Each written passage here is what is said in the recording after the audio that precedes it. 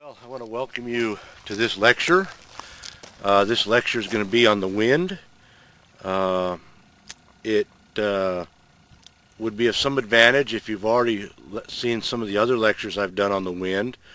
This particular lecture is going to be more on the interreactions of the wind, that is to say how the wind works with the plants and the animals and so forth, and its effect. And it's going to be more the way that wind commonly looks on the ground. It's very important.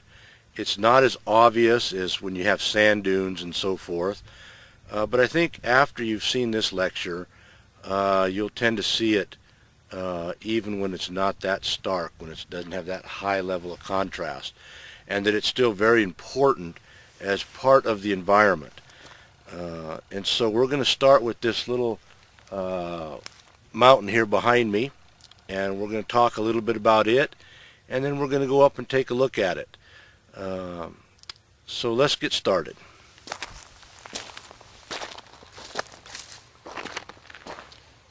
Now the first thing we want to look at is that the wind here has had an effect, and most people would drive right by it and not notice it. But if we look right in here, there's a little grove of yuccas. And we can see right there, and we'll zoom out so that you can see that elsewhere there's few, if any, yuccas in this mountain. Now this is the downward, or downwind, side of the mountain, and this little pocket is where dust and debris has collected, has changed the composition of the soil, and has done so to the liking of the yuccas. And so the yuccas can grow here where they cannot grow elsewhere. And so we have a small population of yuccas that can grow in this little pocket. And we're going to talk about that little pocket, this microenvironment, and why it's there, and the different things that happen because it's there. And so we can see, we'll just zoom out so you can again take another look at this small little pocket on the downwind side of a mountain, and that it has a little population of yuccas. And so we'll head on up and take a look. This lecture, as we had talked about earlier down in the valley, is going to be about this particular Yucca Grove and how it relates to the structure of the mountain and the wind. And one of the things we need to understand about all life, but in particular this example, this Yucca Grove, this isolated population, gives us a window into the population dynamics that's going on here in the desert.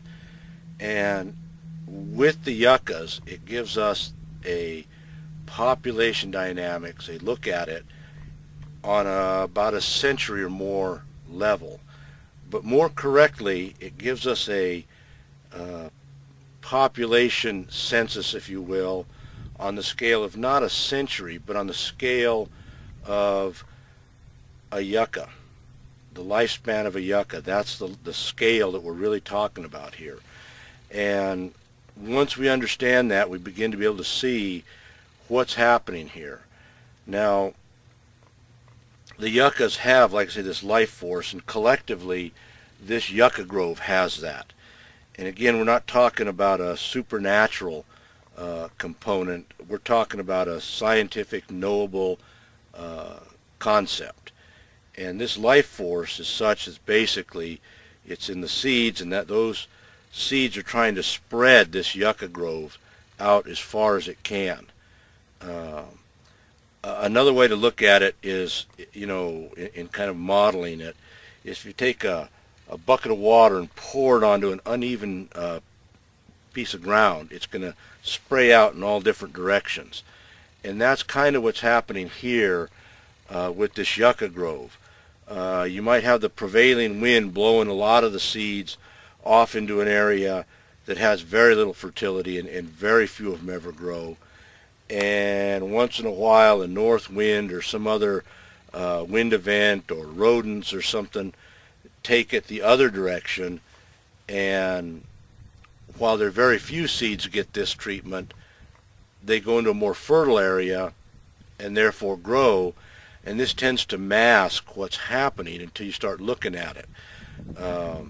You might have more growing on the north or the south slope.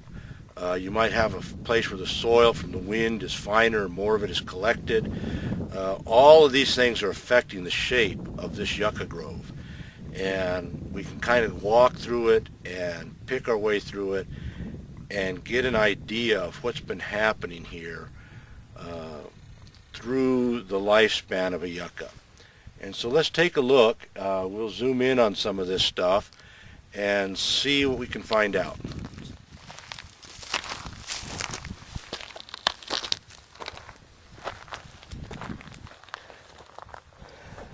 Well, as we can see, the center of it is where most of the yuccas are. They're the greenest ones. They're the largest ones. And with that, we can kind of find the center of this particular grove and how it's growing. And then if we look toward the edges, we can get an idea. For instance, this yucca, we could look and see that maybe 40, 50 years ago, something like that, about half the lifespan of a yucca or a quarter, things were correct for yucca to grow there. But beyond that, not much. We can see this one out here. If we zoom in, we can see it's a older yucca. It's not doing very well, and it's on the very edge of where a yucca can grow. Perhaps it got started in an El Nino many, many years ago, or was put into the earth by a burrowing mammal of some kind. Hard to say, but we can find that that is, in fact, the edge. And oftentimes, and I'm not sure if you can see it in the camera here, but where things are best for life, we can see that we get some hedgehog cactus and some barrel cactus, and other plants are also tuning in to this area that is better for life. It's just one of the many attributes that we'll find when we're looking at one of these little areas. Not unlike the fact that you get piñons and junipers together. So we have this little yucca grove, and it's trying to grow and expand, but at the same time it can only go so far because the various key elements of the environment, the soil, the wind, the rain, the sunlight, are all holding it, both holding it here and also aiding in its expansion. And it just depends on where the equation ends up. So this lecture on how the wind and the various other attributes are coming together in the desert, and we're going to try to get an understanding a little more in depth and how the wind is affecting the environment in this little hollow. Today is an overcast day, and we don't have many shadows, and I wish we did, because this shows up very well if it was timed right. But today we'll just have to work without it. And so the first thing we want to know is that, learn that this yucca, because it's grown, and the greasewoods and the other plants, they're affecting the wind themselves. And so there's that cycling situation where the wind is different because of this mountain. It's collected the dust and the dirt and the sand and the finer debris in the back of this hollow. We're down on the downwind side of this mountain. But then these plants have grown, and they too have put a little more drag on the wind, which means things settle a little bit more. And also the leaves and dead insects and so forth tend to stay if they get here or if they've lived here. And so this is holding all this dust because of the shape of the mountain. The shape of the mountain's affecting the plants, and the plants are making that effect stronger. But also, we have a situation where now that this yucca is up and as big as it is, has other effects. And so let's look at some of them. Of course, one of the major effects that this yucca is going to have is it's going to have a shadow. Now, if we look at the base of this yucca and we zoom in, we can see that on this side there really isn't that much growing. One of the reasons for this is that yucca actually has some reflectivity, and that reflection is causing the ground to dry out a little bit. Not much, but in the desert sometimes that's enough to make quite a difference. And if we look over here, we can see that the plants on the ground are a little taller. And the reason for that is because they're often in the shadow of this yucca, and that gives them just that much more time with the water, and so they grow better. Now, that effect, oddly enough, has yet another effect. And those small plants down there, if you were to get down and look very closely, you'd find yet smaller plants that are also living in that shadow. That is the shadow of the yucca and the shadow of these smaller plants when they grew. And so you have this effect, but it's not so much a feedback as it is an echo. And this is another universal phenomena that is needed to be understood. And basically you have the one shadow, you have these other plants growing, they in turn have a shadow which shades and gives just that much more protection from drying out to these other smaller plants. Much as if you throw a rock in a pool of water, you'll see the waves go back and forth until they end, or if you yell into a valley, that echo will come back and forth, and just each time it's more distorted and each time it's less. And with that idea that we have in the echo, we can see it over and over again in nature, whether it's a pool of water with somebody yelling into a valley, or something like this, one shadow causing a plant to grow, the shadow of one plant causing another plant to grow, which gives shadow to yet another plant. And sometimes we have other actions and reactions that just keep on going. And one of the really beautiful examples of that is what we'll show you right here. And this is going to be a little different. We have to get a little more of a metamorphic metaphor idea. This greasewood here is growing, and in part owes its existence to the shadow that this yucca made. So this yucca has given enough shadow that at some point in time the seeds got into the ground and this greasewood got off and going on its own. Now, another way to kind of look at this, because this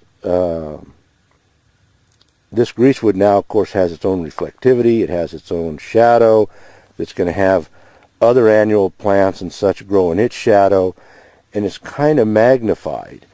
And to give the analysis of an echo, it's kind of like somebody yelling into a valley, and then say a deer hears that and goes running through and crashing through the brush and causes an echo of its own. We don't generally think of plants in this way, but we ought to. But you have to think in terms of a plant's lifespan. You have to think in terms of centuries to see that their echo, their action-reaction, it's not as easily understandable as somebody yelling and then having a deer take off. That's something that's in the time frame of us humans and our human idea of thought.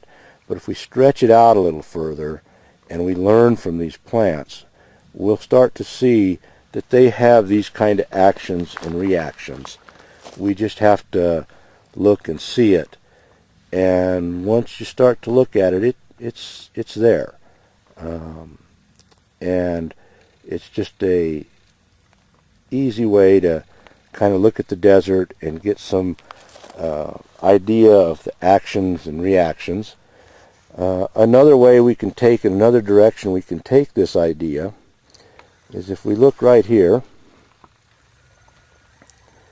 we can see that something's been eating some of them little yucca leaves. Now they're pretty tough. Not much can eat them, but they are edible, especially if you're a pack rat. And that pack rat is kind of, well, he's a constant companion, you might say, to the yuccas. It's kind of like the pinon and juniper. Well, if you got yuccas, you pretty much are going to have pack rats. And so that pack rat is here because the wind has deposited the right nutrients in the right soil to grow the yuccas. And now, because the yucca grove is here, the pack rat is here. And of course, once we have that, you're going to have your coyote and your bobcat and your eagles and so forth also coming by this little yucca grove looking for the pack rat. It's my belief that the yucca provides a source of green feed when there just isn't anything else.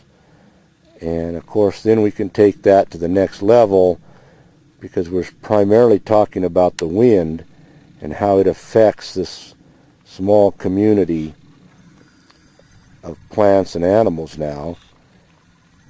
And of course, if a eagle or a hawk or something was to come swooping down on our little pack rat, who's here because the shadow is here and the wind and that made the yucca grow, and the yucca has allowed the annual plants to prosper and so on.